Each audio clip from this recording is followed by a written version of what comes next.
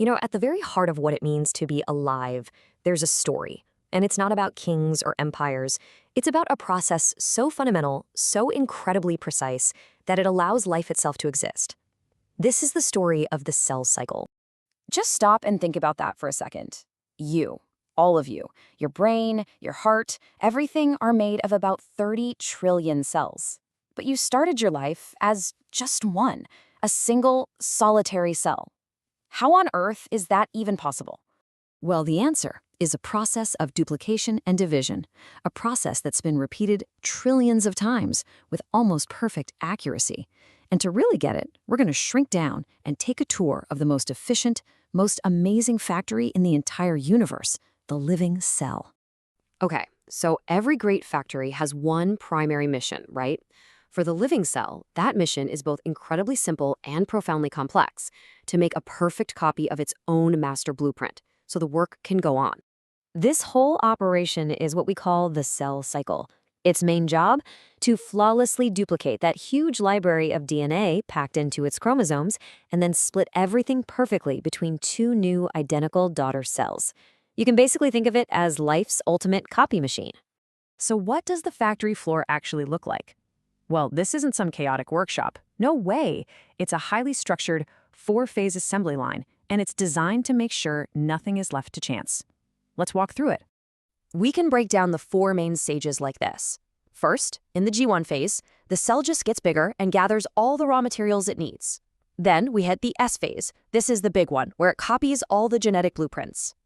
After that is G2, a final round of quality checks and prep. And last but not least, the M phase, where the whole factory literally splits in two.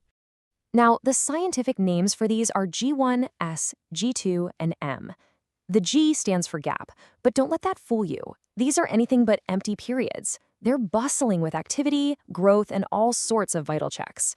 In fact, those first three stages together are called interphase, and they are the all-important prep for the main event. Now get this. For a typical human cell, this entire assembly line takes about 24 hours to complete. But here's the wild part. About 23 of those hours are spent in that careful preparation during interphase. The actual division, the M phase, only takes about an hour. And this right here, this is the climax of the whole cycle, the M phase, also known as mitosis. It's beautiful, isn't it? The duplicated chromosomes, our blueprints, they condense into those classic X shapes we all recognize. Then they're grabbed by this incredible network of protein fibers called the mitotic spindle. It's like a microscopic crane. It meticulously lines them up right in the middle of the cell before pulling the identical copies to opposite sides. And finally, the cell itself pinches in the middle, creating two brand new, perfect duplicates. But hang on. With billions of DNA letters to copy and a dance this intricate, what stops things from going horribly wrong? Well, that's where the factory's quality control department comes in. And honestly, this might be the most important part of the whole story. I mean, the contrast really couldn't be more stark. Without these checkpoints, you get chaos, you get errors, you get disaster. But with them, you get order, you get fidelity, you get life. The difference is this system of rigorous safety checks. So these checkpoints are essentially molecular surveillance systems. Think of them like tireless inspectors walking the factory floor. Their job is to monitor the order, the integrity, and the fidelity of the entire process, making sure every single step is perfect before allowing the assembly line to move forward. They are the guardians of our genetic code. So there are three major quality control stations. At the G1 checkpoint, the cell basically asks, are the conditions right for me to divide? Am I big enough? If not, it can hit pause.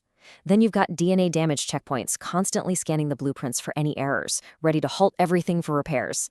And finally, the spindle checkpoint makes one last crucial check, ensuring every single chromosome is properly attached before the final split. At each stage, it's a strict go or no-go decision. This system of control is incredibly robust, but it's not infallible. The precision of this factory is what keeps us healthy. But when that precision fails, well, the consequences can be catastrophic. So what happens when a faulty product slips past the inspectors? What happens when this absolutely critical surveillance system breaks down? One of the most famous quality control managers is a protein called P53. It's so important, it's often called the guardian of the genome. Pretty cool title, right?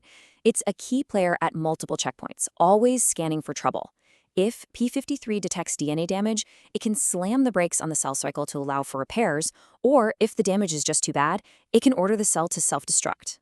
When proteins like p53 are damaged or the checkpoints just fail, the results are devastating. The brakes are gone. Damaged cells are allowed to keep dividing, passing on all their errors.